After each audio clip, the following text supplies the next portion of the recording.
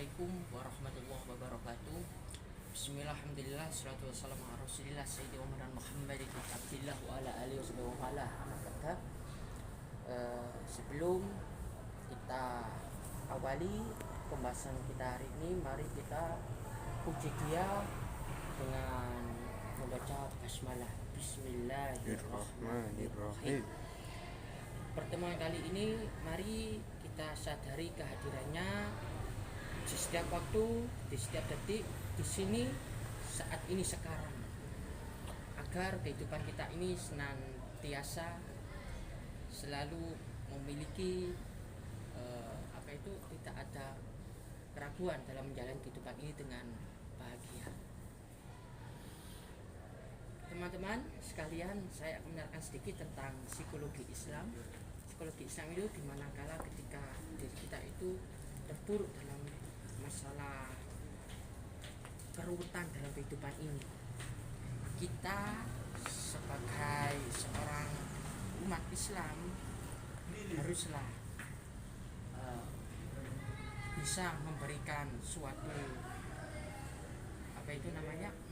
suatu jalan keluar dalam ketika ada seseorang yang mengalami problem dalam kehidupannya. Lanjut. Sebelum pembahasan kita lanjut, mari kita perkenalan terlebih dahulu dengan para audiens. Silakan. Ya. Perkenalkan, nama saya Abdullah Rizky Saputra. Saya dari Prodi Akidah dan Filsafat Islam. Perkenalkan, nama saya Aditya Mas Ali dari Prodi Ilmu Hadis.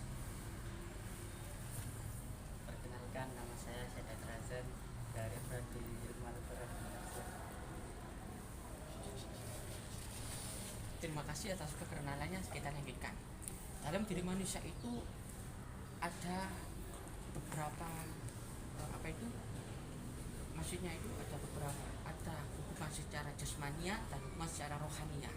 Secara jasmania, fisik kita ini mulai dari tubuh, organ, dan yang berhubungan dengan secara jasadi atau dohiriyah. Secara rohania, yaitu batinia, yaitu di dalam diri kita, di dalam hati kita itu, apakah dalam hati kita itu ada keruwetan, apakah ada kejanggalan, karena manusia itu pasti mempunyai nafsu kitab Ihya atau di dalam kitabnya yang dikarang oleh para sufi itu ada 7 tingkatan, tapi di dalam diri kita itu hanya ada 4: nafsu amarah, lawamah, mutmainah, sama nafsu mardiyah. Dan tingkatan selanjutnya itu hanya dimiliki oleh kayak para nabi, para rasul, para wali kasihnya Allah. Tapi di zaman sekarang itu dimiliki oleh seorang musyrik itu tadi. Dimana kan ketika kita itu mengalami problem, mengalami suatu masalah, itu jalan solusinya yaitu pertama, sebelum itu jangan sampai kita nyinggung obat-obatan. Yang paling penting adalah kita menyadari atas kehadirannya Tuhan di dalam diri kita. Agar apa? Agar kehidupan kita itu tidaklah hampa atau diambang kecemasan. Banyak orang sekali itu banyak itu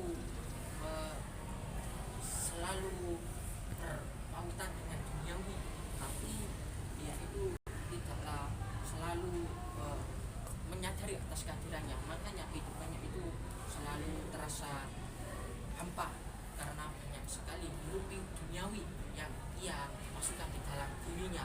Hiruk duniawi itu sangat bermasalah karena apa? Dunia itu tidak akan selesai kalau kita tidak ada dalam diri kita itu rasa kecukupan, rasa bersyukur. Karena apa? Rezeki itu tidak hanya berupa uang saja, tapi rezeki yang paling utama di dalam diri kita, di manakala kita bisa menghadirkan dia di dalam diri kita. Ala pikir dia teman itu, hati kita akan tenang kalau kita selalu mengingatnya di dalam diri kita. Bisa saja yang dapat saya sampaikan, kurang lebihnya mohon maaf sebesar-besarnya. Akhirul kalam, wassalamualaikum warahmatullahi wabarakatuh.